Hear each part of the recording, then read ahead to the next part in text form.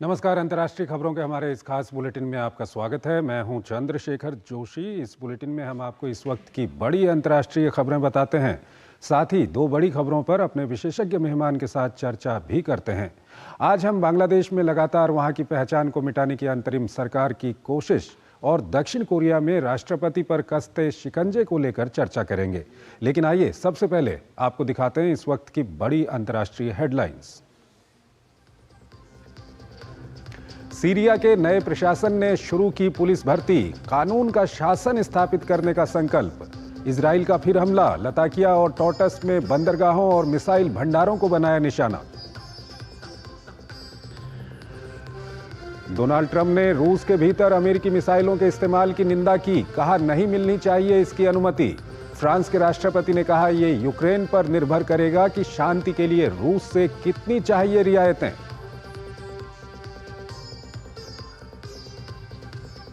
Gaza में संघर्ष विराम की एक और कोशिश। अमेरिकी राष्ट्रीय सुरक्षा सलाहकार जैक सुलिवन ने प्रधानमंत्री बेंजामिन नेतन्याहू से की मुलाकात।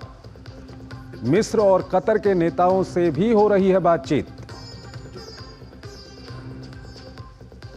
दक्षिण कोरिया के राष्ट्रपति योल के खिलाफ फिर महाभियोग प्रस्ताव। योल ने मार्शल लॉ के अपने फैसले का किया बचाव, कहा चुनाव आयोग की जांच के लिए है जरूरी।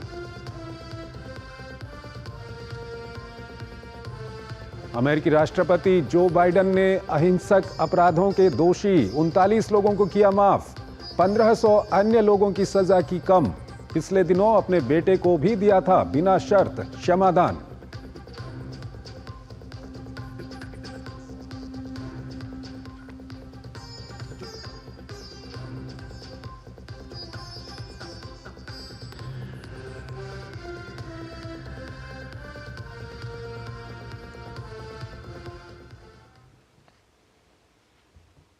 और आइए हमारी पहली खबर की ओर आपको लिए चलते हैं। बांग्लादेश की अंतरिम सरकार भले ही दावा कर रही है कि देश में सब कुछ ठीक ठाक है, लेकिन बांग्लादेश में हिंदुओं को निशाना बनाने का सिलसिला अभी भी जारी है।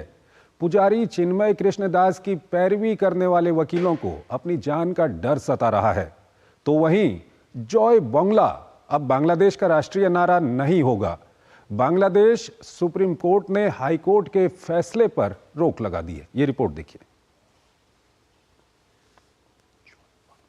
बांग्लादेश में हिंदुओं पर अत्याचार के खिलाफ आवाज उठाने वाले पुजारी चिन्मय कृष्णदास की गिरफ्तारी के बाद से हिंदुओं और उनके उपासना स्थलों को निशाना बनाने का जो नया सिलसिला शुरू हुआ वो अब तक जारी है। हद तो तब हो गई कि जब चिन्मय प्रभु के वकील पर भरी अदालत में हमला करके ये संदेश दिया गया कि न्याय के मंदिर में भी हिंदू सुरक्षित नहीं है। बहरहाल बुधवार को चिन्मय की पैरवी के लिए सुप्रीम कोर्ट के एक वकील रविंद्र घोष चटगांव की अदालत पहुंचे। हालांकि उन्हें सफलता हाथ नहीं लग पाई और चिन्मय की जमानत याचिका ये कहते हुए अदालत ने खारिज कर दी कि उनके पास पैरवी के लिए वकीलनामा नहीं है। आज चिन्मय प्रभु का मामला एक बार फिर अदालत में पहुंचा। अदालत ने सुप्रीम कोर्ट के वकील रविंद्र घोष से स्थानीय वकील खड़ा करने को कहा। घोष ने मीडिया को बताया कि सुरक्षा कारणों से चिन्मय की पैरवी करने वाले वकील अदालत आने से बच रहे हैं। हालांकि स्थानीय वकील सुमित आचार्य उनके साथ अदालत में मौजूद रहे और वकालतनामा भी जमा करा दिया। घोष ने कल की तुलना में अदालत का माहौल बेहतर बताते हुए न्याय मिलने की उम्मीद जताई है। उधर सुप्रीम कोर्ट ने हाई कोर्ट के उस फैसले को पलट दिया है जिसमें जय बांग्ला को देश का राष्ट्रीय नारा घोषित किया गया था। इस नारे को बांग्लादेश के संस्थापक शेख मुजीबुर इस आदेश के खिलाफ सुप्रीम कोर्ट में एक याचिका दायर की थी। अदालत ने कहा कि राष्ट्रीय नारा सरकार की नीति का मामला है और न्यायपालिका इस मामले में हस्तक्षेप नहीं कर सकती है। करेंसी नोटों से भी बंगबंधु शेख मुजीबुर रहमान की तस्वीर को हटाने का फैसला किया गया था। इसके अलावा 15 अगस्त को राष्ट्रीय शोक दिवस और सार्वजनिक अवकाश घोषित करने के हाईकोर्ट के फैसले पर भी रोक लगा दी गई थी। बांग्लादेश में हुए सरकार विरोधी प्रदर्शन के बाद बांग्लादेश के राष्ट्रपति बंगबंधु शेख मुजीबुर रहमान की बेटी शेख हसीना को 5 अगस्त को प्रधानमंत्री पद और देश छोड़ना पड़ा था। तब अंतरिम सरकार ने बांग्लादेश की सत्ता संभाली। इसके बाद बंगबंधु रहमान और शेख हसीना के खिलाफ फैसले लिए जा रहे हैं। हमारे खास मेहमान लेफ्टिनेंट जनरल संजय कुलकर्णी हमारे साथ जुड़ रहे हैं, रिटायर्ड हैं और सामरिक और विदेशी मामलों के जानकार हैं। संजय जी, बहुत बहुत स्वागत है आपका हमारे इस कार्यक्रम में। पहला सवाल आपसे यही जानना चाहेंगे कि बांग्लादेश में ये क्या कुछ चल रहा है। बांग्लादेश को आज़ाद कराने में जिनकी सबसे बड़ी भूमिका थी, उनकी सारी पहचान वहां से मिटाई जा रही है।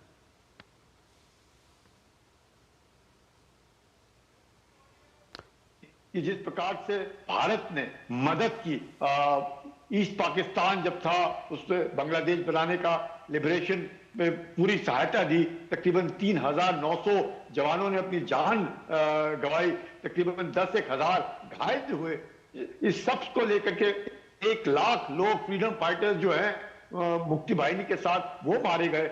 तकरीबन 30 लाख लोग जो बंगाली थे उस वक्त ईस्ट पाकिस्तान में वो मारे गए। इसमें कोई शक नहीं कि सब ने कुर्बानी दी बांग्लादेश बनाने के लिए। और ये इसलिए हुआ क्योंकि पाकिस्तान जो था उसने हमेशा बंगालियों को एक मैं कहूंगा निचला दर्जा दे करके उनके साथ जिस तरीके से कार्रवाई की, जिस तरह से बदसलूकी की, उसके लिए हुआ। आज हमें बहुत दुख होता है कि आज वही कार्रवाई जो पाकिस्तानियों ने, जो पंजाबी या पठान जो पाकिस्तानी थे जिन्होंने बंगालियों के साथ उस तरह का दुर्व्यवहार किया, वही दुर्व्यवहार हमें देखने को मिल रहा है आज उन्हीं लोगों से, अपने हिंदू भाइयों के साथ जो वहां पर रहते आए हैं, जो बांग्लादेशी हैं, जिनके लिए उन्होंने कुर्बानियां दी हैं, जिन्होंने अपने बांग्लादेश को अपना देश माना है, सब कुछ उसके लिए न्यौछावर किया है। और आज जो मुजीबुर रहमान जी जिनको बंगबंधु कहते हैं, उनका नामो निशान हटा दिया। इंदिरा गांधी कल्चरल सेंटर था उसको तोड़ फोड़ दिया। जो नोट थे, करेंसी नोट थे, उनके ऊपर जो मुजीबुर रहमान की जो छाया, जो चित्र रहता था उसको हटा दिया। जॉय बांग्ला जो रविंद्रनाथ टैगोर का जो संगीत जो मुजीबुर रहमान को बहुत पसंद था, उसको उन्होंने बिल्कुल उसका नामो निशान मिटाने की कोशिश। तो ये जो एक मैं कहूंगा रेडिकलाइजेशन जो है, एक तरीके से जो जमात और जो बीएनपी को लेकर के जिस कार्रवाई हो रही है, और जो यूनुस जो उनके केयर टेकर मैं कहूंगा बांग्लादेश में है, जो उम्मीद थी उनसे वो शायद हमें कहीं कम नजर आ रही है। कहीं ना कहीं उनको भी मैं कहूंगा ये जो संगठन है जमात जैसे, उन्होंने उनको घेर रखा है और वो अपने आप में भी शायद मुझे लगता है he is not able to assert himself कि भाई इस तरीके से भारत जो है उन्होंने बांग्लादेश को अपने पांव पे खड़े रहने के लिए बहुत मदद की है। और हम हमेशा चाहेंगे कि बांग्लादेश हमारा पड़ोसी है और हम पड़ोसी के साथ उस तरीके से बहुत अच्छा पेश आएंगे, इसमें कोई शक नहीं है। और 4,000 किलोमीटर से ज्यादा उनके साथ हमारा बॉर्डर है, सिर्फ 180 किलोमीटर उनका म्यांमार के साथ बॉर्डर है। तो वहां पर भी आप देखते हैं कि रोहिंग्या को रोकने के लिए जिस प्रकार से म्यांमार में परेशानी है बांग्लादेश को लेकर के उनके, तो ऐसे माहौल में मुझे लगता है बांग्लादेश और भारत को दोनों देशों ने मिल करके एक साथ, और खासकर जब भारत ने 2-4 कदम चल करके उनकी मदद की है, मेहनत कर रहे हैं बार बार। और हाँ, अपने जो विदेश सचिव हैं उन्होंने भी जाकर के उधर इस बात का उन्हें कहा है कि हमें जरूर दुख हो रहा है कि जो हमारे हिंदू भाई बंधु हैं उनके साथ जो व्यवहार किया जा रहा है वो ठीक नहीं है, क्योंकि सब एक है। और अवामी लीग जरूर शायद मैं कहूंगा कि एक बहुत सक्रिय पार्टी रही है बांग्लादेश को लिबरेट करने में। और जिस प्रकार से शेख हसीना भी, अब मुझे लगता है बड़ा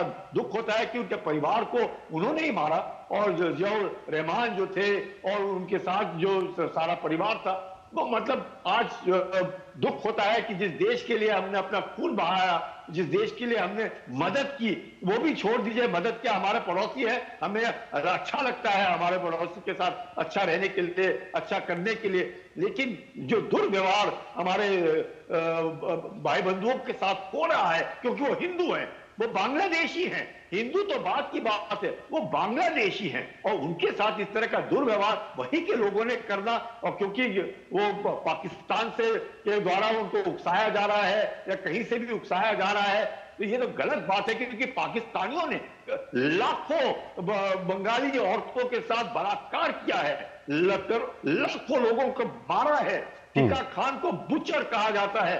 और ऐसे हालात में जब भारत ने उनकी मदद की और भारत के साथ बरखिलाफ इस तरह की कार्रवाइयां करना, वो भी पाकिस्तान के उकसाने के ऊपर, बहुत शर्म की बात है और बहुत दुख होता है कि ऐसे नहीं होना चाहिए, चाहे छोटे ही तत्व हो। मैं ये नहीं कहूंगा कि सारे बांग्लादेशी ऐसे हैं, नहीं, बिल्कुल नहीं। उनके साथ बहुत बढ़िया रिश्ते, हमारे बहुत अच्छे लोग हैं और उनके काफी लोग हमारे पास हैं। लेकिन ये जो कार्रवाई है, चाहे छोटे थोड़े से लोग हैं, पर हिंदुओं को मारना, चिन्मय को नहीं छोड़ना, चिन्मय को नजरबंद में रखना, जेल में डाल करके रखना, उनको को वकील नहीं देना और उनके बाकी हिंदुओं को जलाना, मारना, उनको ये तो संजय जी देता है एक अच्छे पड़ोसी को ले। संजय जी, आपसे यहाँ पर ये भी मैं जानना चाहूंगा कि चलिए थोड़ी देर के लिए मान लेते हैं कि बांग्लादेश पाकिस्तान से दोस्ती बढ़ाना चाहता है, पाकिस्तान के जो रेडिकल एलिमेंट हैं वो बांग्लादेश की जो अंतरिम सरकार है उसके पीछे कहीं ना कहीं काम कर रहे हैं। सवाल यह है कि अगर हम भौगोलिक दृष्टि से देखें या आर्थिक दृष्टि से देखें, व्यापारिक दृष्टि से देखें, तो पाकिस्तान के साथ दोस्ती कितनी फायदेमंद हो सकती है बांग्लादेश के लिए? पाकिस्तान आर्थिक स्थिति पाकिस्तान की देखिए क्या बुरा हाल है। पाकिस्तान पूरे दुनिया भर में कटोरा लेकर के घूम रहा है, पाकिस्तान का बुरा हाल है। बांग्लादेश जब ईस्ट पाकिस्तान हुआ करता था तब उनके कारण उनकी आर्थिक स्थिति अच्छी होती थी। जब वो एक्सपोर्ट्स होते थे ईस्ट पाकिस्तान से, उनके कारण पाकिस्तान जो है पूरे अपना रोज का खर्चा पानी पूरा कर सकता था। आज ऐसे वक्त में अगर बांग्लादेश ये समझता है कि पाकिस्तान के साथ इस्लाम नहीं, वहां पे तो बंगाली जो पैट्रियोटिज्म है, नेशनलिज्म है, कल्चर है, वो बंगाली है, जिसके कारण पाकिस्तान के जो पंजाबी हैं, जो पठान हैं, वो तो इनको बिल्कुल ही मतलब एक जिसे बोलते हैं नौकर की तरफ से इनके साथ इनका दुर्व्यवहार होता था। उन्होंने बंगालियों को कभी अपनी तरफ अब एक वो जो हम कहेंगे कि इक्वल स्टेटस तक नहीं दिया। तो ऐसी हालत में आज उन्हीं की तरफ से जाना, उन्हीं की बिल्कुल करना और तो के शरीयत माने जाते हैं, पूरे विश्व में उनका नाम है।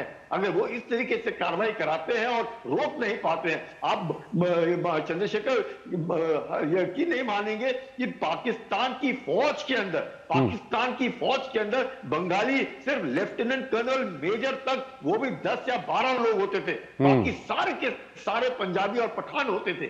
और पूरे 5 लाख की फौज में ये 20,000 भी नहीं थे। वही हालत इनकी नेवी में थी, वही हालत एयरफोर्स में थी। और आज आप देख लीजिएगा जो इनके बरखिलाफ कार्रवाई करते थे, जो इनको नीचा देखते थे और बंगालियों को बिल्कुल कदर नहीं करते थे, आज यही लोग उनके साथ जाकर के मिल गए। तो मुझे लगता है हम लोगों को भी सोचना पड़ेगा, उन्हें भी सोचना पड़ेगा कि भारत जो उनके साथ खड़ा रहा, आज भी खड़ा है, चाहे आलू है, प्याज है, मोटर पार्ट्स है, कुछ भी है, बांग्लादेश को किसी भी चीज की जरूरत है, भारत उनके लिए खड़ा है और भारत उनके मदद करने के लिए तैयार है, चाहे कुछ भी हो। उम्मीद ये लगाते हैं कि दोस्ती बड़ी रहनी चाहिए। हमारा पड़ोसी है, पड़ोसी तो बदली नहीं किया जा सकता। बहुत अच्छे ताल्लुकात रहे हैं, चाहे बांग्लादेश नेशनलिस्ट पार्टी के द्वारा जरूर हमारे रिश्ते ठीक नहीं थे, क्योंकि उनका जो जमात का है उनके ऊपर इन्फ्लुएंस बहुत था, जिसके कारण मुझे लगता है कि जी संजय जी, यहाँ पर एक अंतिम सवाल आपके सामने रखना चाहूँगा। जो बांग्लादेश की स्थिति है, अंतरिम सरकार वहाँ पर जिस तरह के फैसले ले रही है, चाहे वो शेख मुजीबुर रहमान की पहचान वहाँ से मिटाई जा रही हो या बांग्लादेश का जो इतिहास है उसको वहाँ से मिटाया जा रहा हो, लेकिन अगर हम बांग्लादेश की आवाम की बात करें तो लॉन्ग टर्म में क्या बांग्लादेश की आवाम स्वीकार करेगी इस तरह के जो कदम वहाँ पर उठाए जा रहे हैं इसको? देखिएगा, जो बांग्लादेश की आवाम है, जो वहां पे यूथ है, उस वक्त जब लिबरेट हुआ बांग्लादेश सिर्फ 55 मिलियन थे। आज आप देखिएगा 160, मतलब बहुत आबादी बढ़ गई है तब से लेकर के आज तक। और अमूमन जितने 50 से 60% से भी ज्यादा लोग वो हैं जिन्होंने 1971 का लिबरेशन देखा नहीं है, और उनके ऊपर मुझे लगता है कहीं ना कहीं ये फंडामेंटलिज्म और रेडिकलाइजेशन का जो प्रभाव है वो बहुत ज्यादा देखने को मिल रहा है। उन्हें शायद इस बात का एहसास नहीं है कि भारत ने उनकी कितनी मदद की, कितनी औरतों का जो बलात्कार किया उसको रोकने की कोशिश की, मुक्ति वाहिनी की मदद की, उनके फ्रीडम फाइटर्स की मदद की। अपनी भारत ने 3,900 सैनिक गंवाए हैं, उनको आजादी दिलाने में 10,000 हमारे सैनिक जो हैं वो घायल हुए हैं, उनको आजादी दिलाने में। क्या मुझे लगता है कोई ऐसा देश हो सकता है जो इस बात को ना माने और भारत के साथ दोस्ती ना बढ़ाए, और पाकिस्तान जो उनका दुश्मन रहा ठीक है, जिन्होंने ठीक है। कभी भी बंगालियों को इज्जत नहीं दी, उनके साथ आज वो चले गए हैं। मुझे लगता है कहीं ना कहीं उनको सोचना पड़ेगा, और यकीनन मुझे लगता है बहुत बुरा लगता है हमें एक भारतीय होने के नाते, क्या हमने खून यूं ही बहाया इनके लिए जो आज हमारे ही बरखिलाफ इस तरह की कार्रवाई कर रहे हैं, और वो भी बांग्लादेशी हैं। हिंदू वो भारतीय हिंदू नहीं है। ठीक है सर, ठीक है, ठीक है, आप हमारे साथ बने रहिए। एक और विषय है जिस पर अभी हम आपसे बातचीत करेंगे, उससे पहले हमको यहाँ पर एक छोटा सा ब्रेक लेना है। बढ़िया है, क्यों है? प्राकृतिक हल्दी, मिर्ची, धनिया नहीं, मिर्ची, धनिया, हल्दी, MDH। मुथूट फाइनेंस, इंडिया का number 1 most trusted financial services brand. Gold loan लेने के लिए कॉल करें 1-800-313-1212। जिंदगी की हर छोटी बड़ी जरूरत के लिए आप जो सपने सजाते हैं, बस उसी उम्मीद को तो हम सहारा लगाते हैं। SIP आपकी सेविंग्स को आपकी खातिर काम पर लगाएगी। आज ही अपनी पहली SIP की शुरुआत करें। अधिक जानकारी के लिए अपने वित्तीय सलाहकार से परामर्श करें। LIC म्यूचुअल फंड द्वारा निवेशक शिक्षा की एक पहल। म्यूचुअल फंड निवेश बाजार के जोखिम के अधीन है। योजना से संबंधित सभी दस्तावेजों को ध्यान से पढ़ें। जब धरती चीर कर निकलता है लोहे का पत्थर और मिलता है मोंगिया के जोश से, फिर तपता है, पिघलता है और बनता है फौलाद। अब होता है सरिया सारी खूबियों के साथ। मोंगिया स्टील, मजबूत देश का मजबूत सरिया। गोल्डी मसाले के 100 ग्राम के स्पेशल पैक्स में फ्रेशनेस लॉक है। ऐसे गोल्डी मसाले जहां जाएं रिश्ते बनाएं। स्वागत है आपका ब्रेक के बाद। अगली खबर की ओर हम आपको लिए चल रहे हैं। दक्षिण कोरिया के राष्ट्रपति यून सुक योल की मुश्किलें लगातार बढ़ रही हैं। विपक्षी दलों ने एक बार फिर राष्ट्रपति के खिलाफ महाभियोग की प्रक्रिया शुरू की है। पिछले हफ्ते मार्शल लॉ लागू करने की असफल कोशिश के बाद योल के सहयोगियों पर भी लगातार शिकंजा कस रहा है। वहीं राष्ट्रपति योल ने मार्शल लॉ लागू करने के अपने फैसले का एक बार फिर बचाव किया है। चंद घंटों का मार्शल लॉ, लेकिन उथल पुथल ऐसी कि अब भी दक्षिण कोरिया संभल नहीं पा रहा है। एक तरफ राष्ट्रपति योन सुक योल पर जनता का इस्तीफे का दबाव है, तो दूसरी तरफ जांच एजेंसियों की नकेल कसती जा रही है। अपने फैसले से कल तक बैकफुट पर नजर आ रहे राष्ट्रपति योल अब आर पार की लड़ाई के मूड में दिखाई दे रहे हैं। गुरुवार को उन्होंने मार्शल लॉ लगाने के अपने फैसले का बचाव करते हुए कहा कि ये शासन का एक कार्य था, ना कि कोई विद्रोह। योल ने साफ कर दिया कि उनका पद छोड़ने का कोई इरादा नहीं है। उन्होंने अपने राजनीतिक विरोधियों को एक बार फिर देश विरोधी करार दिया। योल ने लोकतंत्र और संविधान की रक्षा के लिए मार्शल लॉ के कदम को सही ठहराया। उन्होंने देश की संवैधानिक व्यवस्था को बाधित करने के लिए विपक्ष को जिम्मेदार बताया। योल ने अंत तक लड़ने का संकल्प दोहराया। योल के इस संबोधन को अपने समर्थकों तक पहुंचने की कोशिश माना जा रहा है, हालांकि इसकी संभावना कम होती जा रही है। उनके सत्तारूढ़ पीपुल्स पावर पार्टी PPP से उनके इस्तीफे की मांग तेज होने लगी है।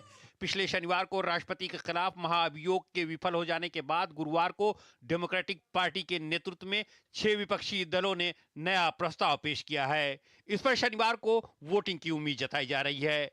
पिछला महाअभियोग सत्तारूढ़ PPP के बहिष्कार के कारण विफल हो गया था। विपक्ष ने राष्ट्रपति के पद से हटाए जाने तक हर हफ्ते महाअभियोग लाने का फैसला किया है।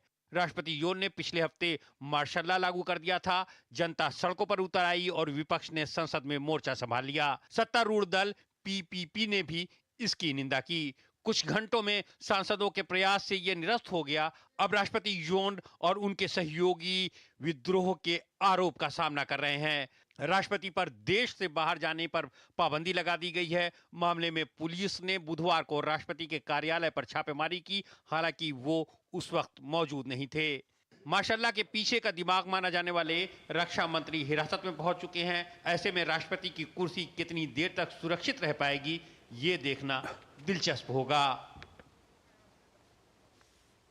Lieutenant general retired Sanjay Kulkarni हमारे साथ जुड़े हुए हैं, सामरिक और विदेशी मामलों के जानकार हैं। उनसे हम इस बारे में बातचीत करेंगे। संजय जी, अगर हम दक्षिण कोरिया की बात करते हैं तो आप एक मिलिट्री एक्सपर्ट भी हैं। आपको क्या लगता है कि क्या इस तरह की कोई सिचुएशंस वहां पर थी कि मार्शल लॉ लगाया जाता? जो राष्ट्रपति ने लगाया, शायद उनके विचार में उनको लगा कि कहीं नॉर्थ कोरिया से जो इलेक्शंस हुए अप्रैल 2024 में, जहां डेमोक्रेटिक पार्टी को बहुत जबरदस्त लैंडस्लाइड विक्ट्री मिली, 175 सीटें मिली, और 175 सीटें 300 में से बहुत मतलब लैंडस्लाइड विक्ट्री, और पीपीपी जो इनकी पार्टी है राष्ट्रपति की, उनको 108 सीटें मिली हैं। तो उनको लगता है कि कहीं ना कहीं नॉर्थ कोरिया ने शायद कुछ ऐसे किया है जिसके कारण उनको जो उम्मीद थी वो नहीं मिल पाए। उसको देखते हुए और जिस तरीके से नॉर्थ कोरिया के जो तेवर दिखते हैं उनको, और बलून्स देख करके, कहीं न्यूक्लियर का कुछ कह करके, तो उन्हें लगा कि शायद वो जो कहना चाहते हैं, जो करना चाहते हैं, वो क्यों कहीं ना कहीं जो डेमोक्रेट्स हैं वो उनके प्रभाव में है, उनको काम नहीं करने दे रहे हैं, जिसके लिए उन्होंने मार्शल लॉ लगाया। और इस मार्शल लॉ को 6 घंटे में ही फिर उनका जो निर्णय था उनको वापस लेना पड़ा, और उसमें जबरदस्त वो क्रिटिसिज्म में आए। और कहा जाता है कि साउथ कोरिया में भी तकरीबन 75% लोग ये मानते हैं कि जो इम्पीचमेंट की कार्रवाई है वो होनी चाहिए या उन्होंने इस्तीफा देना चाहिए, लेकिन राष्ट्रपति कहते हैं कि हम इस्तीफा नहीं देंगे। अब राष्ट्रपति को हटाने के लिए उनको 200 वोट्स की जरूरत है 300 में से। 175 तो उनके पास है, अब 108 इनके पास, उनको 8 और चाहिए। तो पीपीपी जो इनकी खुद की पार्टी है, पीपल्स पार्टी जो है, वो पहले इम्पीचमेंट में उनको सहायता नहीं मिल पाई, तो उनका कहना है डेमोक्रेट्स का कि अब फिर दोबारा कर। अब जो है पीपीपी के जो लोग हैं, चंद एक लोग कहते हैं कि उनके वो डेमोक्रेट्स के साथ चले जाएंगे। अब देखते हैं, जब दूसरी बार कहते हो, उनका तो कहना भी है, जैसे आपके रिपोर्टर बिल्कुल ठीक कह रहे हैं, कि हम हर हफ्ते इम्पीचमेंट की कार्रवाई करते रहेंगे। इससे जरूर मुझे लगता है कि साउथ कोरिया की छवि जो है एक लेकर के जरूर बिगड़ी, क्योंकि एक अच्छा लोकतंत्र, एक जबरदस्त वाइब्रेंट डेमोक्रेसी और एक बहुत जबरदस्त आर्थिक स्थिति जो है एशिया में, पूरे विश्व में साउथ कोरिया की बहुत अच्छी मानी जाती है। और राष्ट्रपति का यह कहना है कि कहीं ना कहीं उनके जो रिश्ते हैं, अच्छे रिश्ते जो अमेरिका के साथ हैं, उनको भी बिगाड़ने के लिए कहीं ना कहीं जो डेमोक्रेट्स हैं और बाकी जो उनके जो मैं कहूँगा ऑपोजिशन में है, वो उनके बरखिलाफ काम कर रहे हैं। तो संजय जी, यहाँ पर सर यहाँ पर एक सवाल और है कि उनके ऊपर ये भी आरोप लग रहे हैं कि वो और उनकी पत्नी के ऊपर कई सारे भ्रष्टाचार के आरोप हैं, और साथ ही साथ लगातार पिछले समय को हम देखें, कुछ सालों को देखें, तो उनकी जो रेटिंग है, पॉपुलैरिटी की जो रेटिंग है, वो भी लगातार गिर रही है। कहीं ये तो एक कारण नहीं था?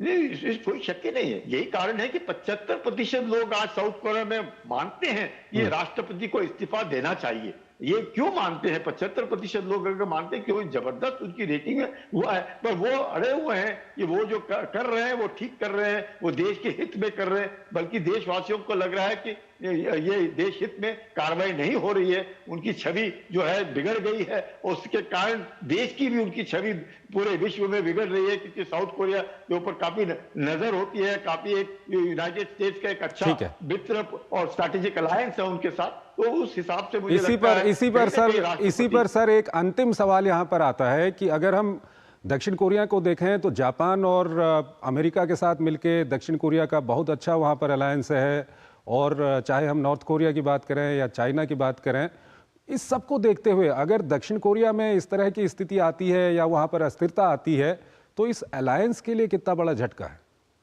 बहुत जबरदस्त, मैं कहूंगा ये बहुत जरूरी है साउथ कोरिया का स्टेबल रहना, साउथ कोरिया में शांति बहाल रखना, साउथ कोरिया की इकोनॉमी को अच्छा करना, क्योंकि साउथ कोरिया को लेकर के, जापान को लेकर के, यूएसए को लेकर के, ये तो एक ट्रायंगल है जो बहुत तगड़ा ट्रायंगल है। और पूरे ईस्ट पैसिफिक में, साउथ पैसिफिक, इसमें पूरा का पूरा जो है, जो इनका वर्चस्व है, वो उसके कारण जिस प्रकार से साउथ कोरिया हमेशा नॉर्थ कोरिया को लेकर के, अब देख रहे हैं कि नॉर्थ कोरिया किस प्रकार से कहीं ना कहीं जापान को बीच बीच में धमकाता रहता है, कहीं कहीं चीन के साथ खड़ा दिखता है, कहीं रशिया के साथ खड़ा दिखता है। तो वो जो अस्थिरता पैदा होती है उस पूरे मुल्क में, साउथ ईस्ट एशिया में, उसको लेते हुए भी मुझे लगता है साउथ कोरिया जो है, जिसके संबंध भारत के साथ बहुत अच्छे हैं, हम भी चाहेंगे कि साउथ कोरिया जो है स्थिर रहे, वहां पे शांति बहाल रहे, जिससे कि पूरे विश्व में भी शांति रहे। और क्योंकि सबको मालूम है कि नॉर्थ और साउथ कोरिया के बीच में जब लड़ाई हुई थी काफी जबरदस्त हुई, और जिसके कारण से वो जो DMZ है जिसे कहते हैं डीमिलिटराइज जोन,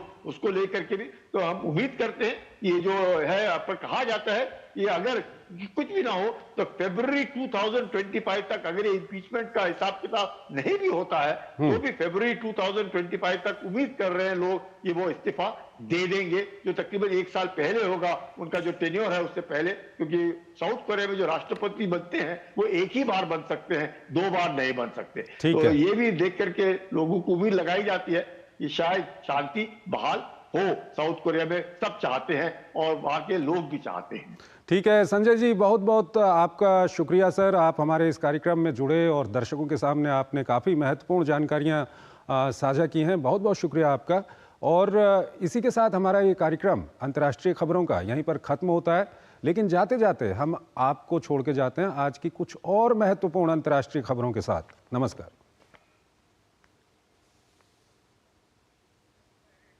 तो कुछ और महत्वपूर्ण अंतर्राष्ट्रीय खबरें अभी हम आपको बताएंगे, और आपको बता दें कि हर रात 10 बजे DD न्यूज़ पर सोमवार से शुक्रवार तक आप ये कार्यक्रम देख सकते हैं, और अंतर्राष्ट्रीय खबरों का सबसे अच्छा ये कार्यक्रम है। आइए अब कुछ और महत्वपूर्ण खबरों के साथ आपको हम छोड़ के जाते हैं। इजरायली वायुसेना का सीरिया पर हमला जारी है। लताकिया और टार्टर्स में बंदरगाहों और मिसाइल गोदामों को निशाना बनाया गया। वहीं इजरायली जमीनी सैनिक सीरिया के गोलान हाइट्स में और आगे बढ़ गए हैं और इलाके में लगातार अपने कब्जे का विस्तार कर रहे हैं। निर्वाचित अमेरिकी राष्ट्रपति डोनाल्ड ट्रंप और उनके नए मध्य पूर्व दूत अरबपति स्टीव विटकॉफ द्वारा हाल ही में अनावरण किए गए एक क्रिप्टो उद्यम ने एक क्रिप्टो प्लेटफॉर्म के साथ साझेदारी की है। अधिकारियों और वित्तीय विशेषज्ञों का कहना है कि इसका उपयोग अपराधियों और ईरान समर्थित आतंकवादी समूहों हमास और हिजबुल्लाह द्वारा किया गया है। अमेरिकी राष्ट्रपति जो बाइडेन ने अमेरिका की जेलों में बंद अहिंसक अपराधों के दोषी 39 लोगों को माफ कर दिया है और लगभग 1500 अन्य लोगों की सजा कम कर दी है। राष्ट्रपति द्वारा अपने बेटे हंटर को बिना शर्त क्षमादान देने के 1 सप्ताह के बाद बाइडेन ने फैसले लिए हैं। सीरिया में असद का तख्तापलट करने के बाद विद्रोही नेता मोहम्मद अल जुलानी का इस्लामी समूह सीरिया के विभिन्न इलाकों में अपना कब्जा मजबूत कर रहा है। इसमें अपनी पुलिस तैनात करना और विदेशी दूतों से मुलाकातें शामिल हैं। जुलानी ने कहा कि वह पूर्व के सुरक्षा बलों को भंग कर देंगे। गाजा में लड़ाई को रोकने के लिए इजरायली और फिलिस्तीन के बीच युद्ध विराम की कोशिशें तेज हो गई हैं। इस सिलसिले में अमेरिका के राष्ट्रीय सुरक्षा सलाहकार जेक सुलिवन ने मिस्र और कतर जाने से पहले गुरुवार को इजरायल में प्रधानमंत्री बेंजामिन नेतन्याहू के साथ बातचीत की। इस बीच गाजा में इजरायली बमबारी में कम से कम 35 लोग मारे गए। ताइवान में अमेरिकी दूतावास ने कहा है कि इस क्षेत्र में चीनी सैन्य गतिविधि वर्तमान में बढ़ी है, लेकिन दूतावास इसे ताइवान के राष्ट्रपति लाई चिंगते की हालिया अमेरिकी यात्रा की प्रतिक्रिया के रूप में नहीं देखता। इस बीच ताइपे में शंघाई के डिप्टी मेयर पहुंच रहे हैं, जो एक वरिष्ठ चीनी अधिकारी की ताइवान की दुर्लभ उच्च स्तरीय यात्रा है। तुर्की के राष्ट्रपति एर्दोगान ने घोषणा की है कि सोमालिया और इथियोपिया से अलग हुए सोमालीलैंड क्षेत्र और जमीन से घिरे इथियोपिया के समुद्री पहुंच के प्रयास पर अपने विवाद को सुलझाने के लिए एक संयुक्त घोषणा पर सहमत हुए हैं। ये समझौता तुर्की में एर्दोगान की मौजूदगी में हुआ। कैलिफोर्निया के मालिबू के समुद्र तट में लगे जंगलों में आग बेकाबू हो गई है। यहाँ 6300 लोगों ने अपने घर खाली कर दिए हैं और स्कूलों और व्यवसायों को बंद कर दिया गया है। लगभग 2000 अग्निशामक आग से जूझ रहे हैं। अभी तक 4000 एकड़ से अधिक भूमि खाक हो चुकी है और 9 इमारतें नष्ट हो गई हैं।